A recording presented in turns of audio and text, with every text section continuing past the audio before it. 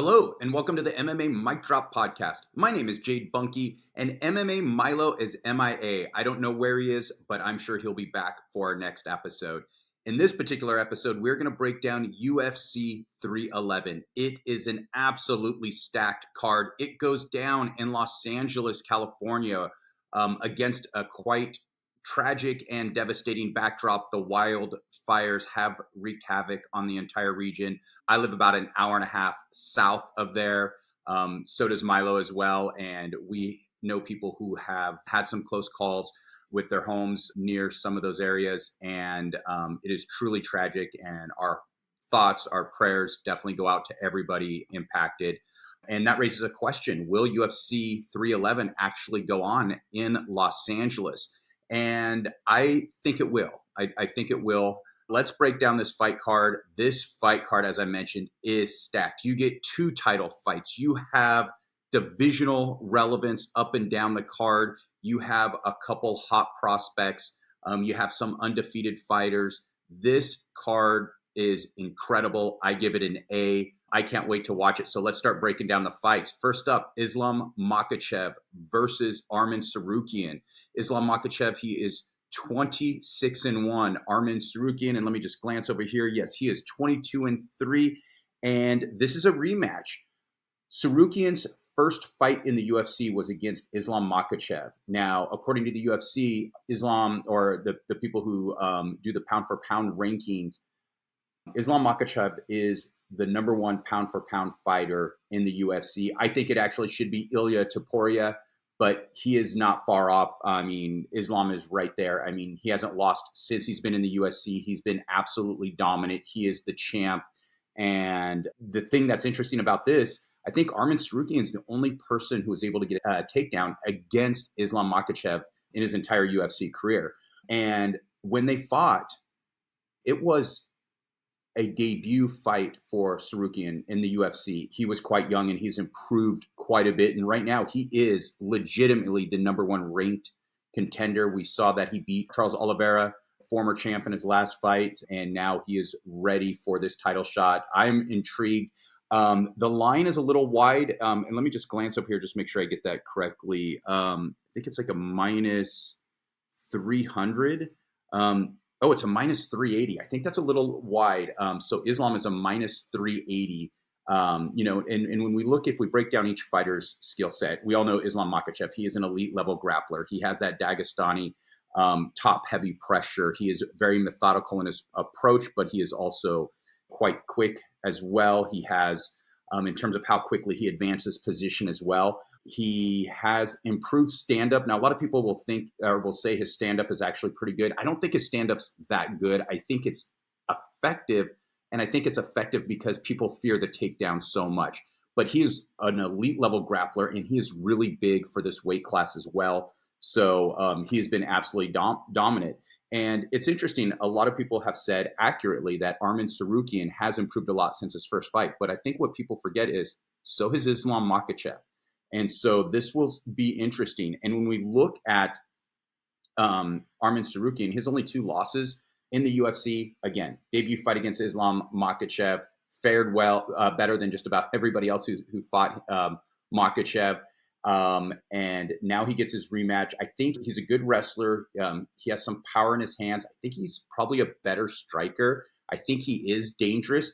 But give me Islam Makhachev. I think Islam Makhachev is just going to be a step ahead. I think it's a compelling fight. I mean, Tsarukyan is dangerous, but give me Islam Makhachev by fourth round submission. All right, next up, we have another title fight. We have Merab Dvalishvili. I always mispronounce his last name for some reason, against Umar Nurmagomedov. Now, this is an incredible fight.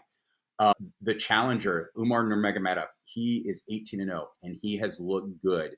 And I've heard people talk about, it was a close win against Corey Sandhagen. Yes, against Corey Sandhagen, the number 2 ranked fighter in the world when they fought.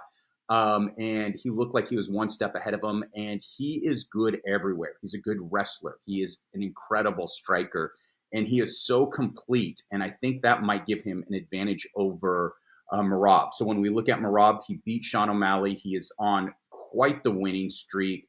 He has looked incredible, and his differentiator is his pace. He's the one person in the UFC who really truly weaponizes cardio. And he's a great wrestler. He's not that good of a striker, but he's just so relentless. The question is he a better wrestler or a better grappler than Nurmagomedov? I don't know. And we're about to find out. But the one thing that I do know is that Nurmagomedov is better on the feet. And unless Nurmagomedov gets tired, I think he is going to win this fight. Give me Nurmagomedov by fourth round TKO. And so there you have it. I think both fights, the title fights, the main event and the co-main event, will end in a finish, and it will end in the fourth round. And let me just check the odds real quickly to give you that.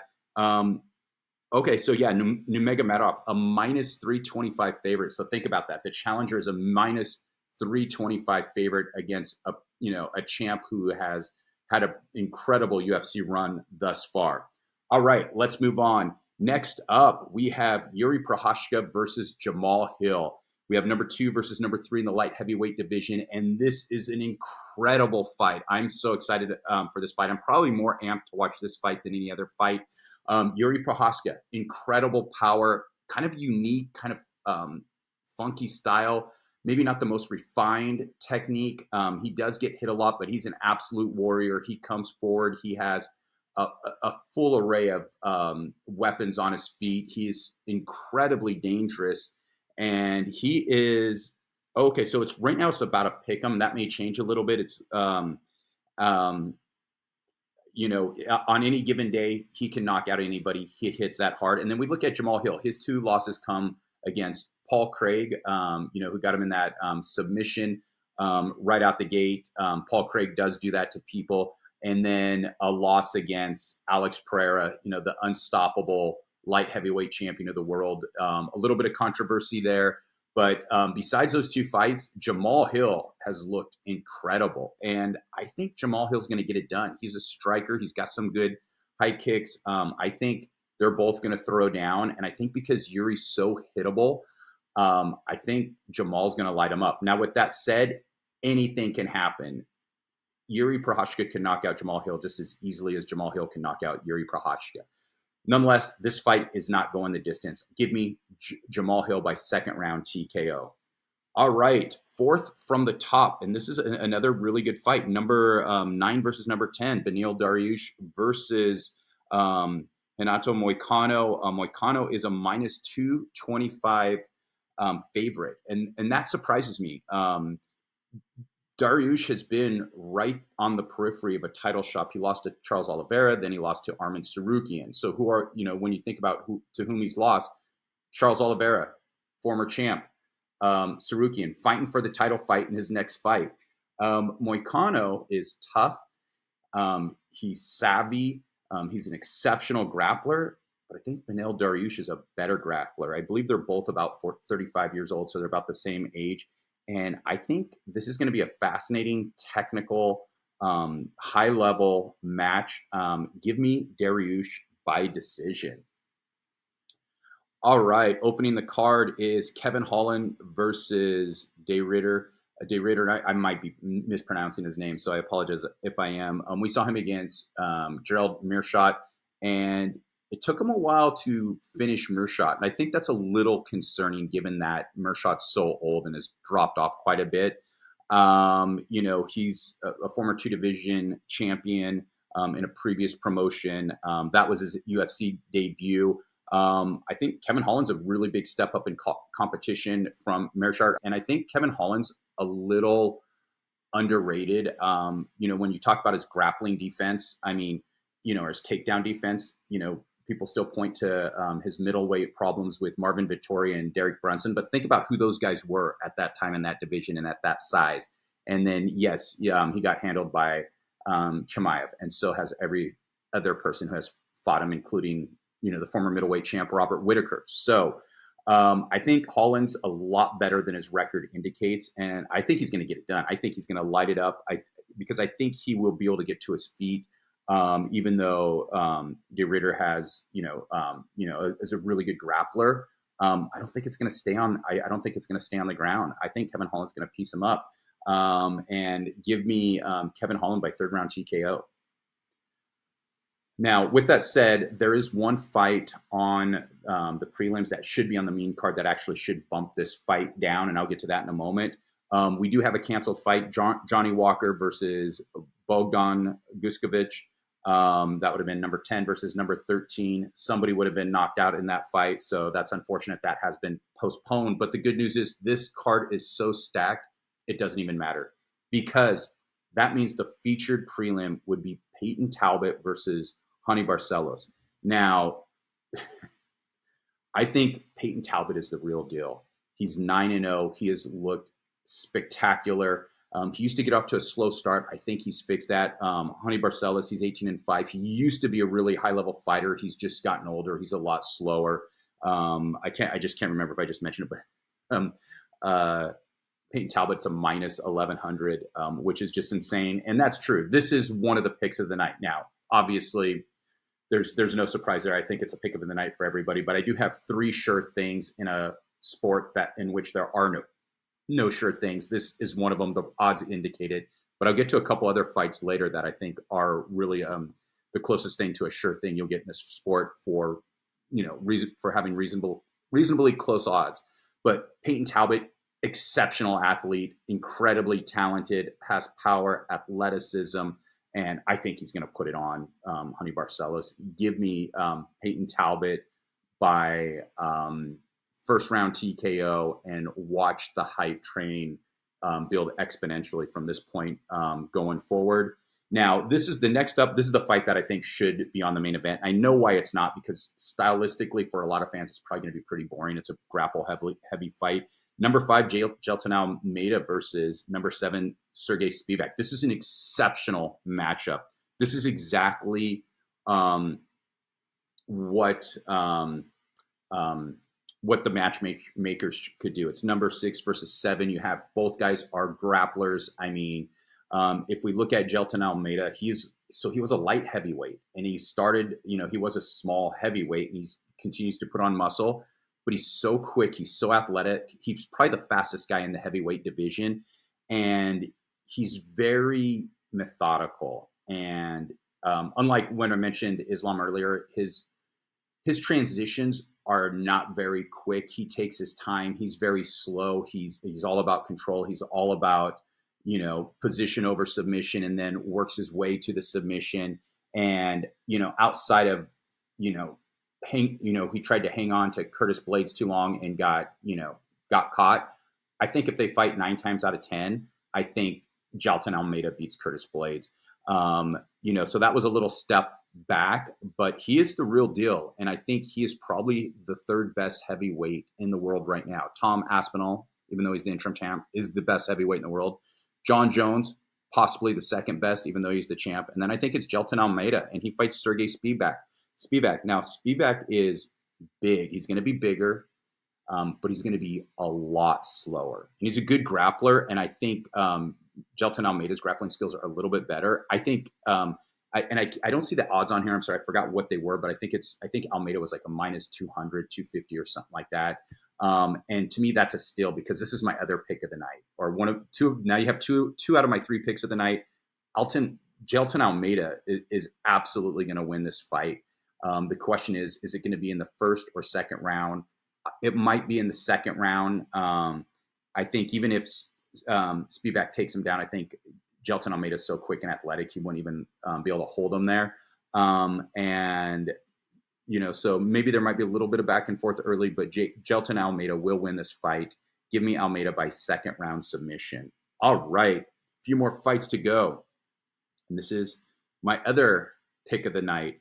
Zachary Reese versus Sedriques Dumas. Again, for some reason, it's not, the odds aren't coming up on the site that I'm looking at right now, but I believe Zachary was similar, around the same ballpark, about a 280, a minus 280 favorite. So let's talk about them. Dumas has really quick hands, pretty solid striker, can get a little sloppy at times, but has no grappling skill whatsoever. He is getting a little bit better, but he I think I think this is a big mismatch. I think Zachary Reese is really big for the division. He has some good power. I thought it was a fluke loss in his UFC debut. He has shown some promise. I think he's going to light Dumas up. I think give me Zachary Reese first round knockout. All right, let's move on. Grant Dawson, Diego Ferreira. This is a good matchup. Great matchmaking. Grant Dawson, number 15. Grant Dawson, very good wrestler. Pretty boring to watch. He takes his time, but he's really good at controlling his opponents. He is a minus 340 favorite, and I do think that's about right. Despite Diego Ferreira being so well-rounded and so good and so dangerous, he's just old. I think he's like 38. And I don't know if this site, maybe I have to use a different site for a reference with better stats. I usually use SureDog, but I'm using the UFC site right now. I think he's like 38, 39, somewhere, he's pushing 40. And that's just too old for somebody who's solid like Grant Dawson. Give me Grant Dawson by a 30-27 decision. All right. Karol Rosa versus Aylin Perez. Another good fight on this card, number 9 versus number 13. And both of these fighters are pretty high volume, good output. Perez, probably the better grappler, but give me Rosa by decision. All right, we move on. Rinya Nakamura, I believe he's 9-0 now. Let me just check. Oops, clicked on the wrong thing. He's a good prospect. He is going against, there we go, 9-0. He's going against Muin Gafarov. Gafarov has had a rough start to his UFC career, but I think he's just, it's been more the wrong matchups. I think he's a good UFC fighter, good addition to the roster. But I think Nakamura, who's an exceptional wrestler, hasn't been as electrifying as maybe we thought when he was, first joined the UFC, but he is still a really solid prospect to watch. Give me Nakamura by a pretty fun 30-27 decision as well. All right, we have 2 more fights to go. We have Ricky Turcios versus Bernardo Sopai. Let me give you the odds. Sorry. Let's see. Nakamura, he is a minus 395, so he is a solid favorite. Ricky Turcios, he's a plus 260. I think this is an incredible fight as well because I think both guys are going to push the pace. So you're going to get something really exciting. The only problem with Ricky Turcios is he doesn't have any power. He'll throw a lot of volume, but it's not going to do any damage. Whereas Bernardo can do some damage. And I've gone back and forth on this for some reason. I don't know what leans me towards Turcios, but I'm going to take Bernardo by an absolutely incredible and fun back and forth fight by decision. And opening the card, Tagir Ulanbekov versus Clayton Carpenter. Again, great matchup. I mean, Ulanbekov, this is a number 11 ranked guy opening the card. He has looked good in the UFC. He is a minus 298 favorite, but Clayton Carpenter is an undefeated prospect. Let me just get his record. I think it's 8-0. I really got to stop using the UFC website for this because it's I'm just scrolling and scrolling. But he is an undefeated prospect. There we go. I'm sorry. Okay, it's 8-0. Yeah. He has some good athleticism. He is well disciplined he is well versed in a multitude of different disciplines. He has some good wrestling. I think jiu-jitsu, judo. Has some okay striking as well. He's, the question is how good is he at the UFC level against some decent competition? And we're going to find out. And I don't know, but right now I'm going to take Ulanbekov by decision. So there you have it. Those are my picks. We have 3 sure things. And I may have to delete this video if that doesn't happen, but I'm obviously the Payton Talbott. Pretty much everybody thinks that's a sure thing. So no surprise there, but I think Jailton Almeida is a sure thing. And I think Zachary Reese is a sure thing. This is a fight card that will absolutely deliver. It will be a lot of fun and enjoy it. Thank you.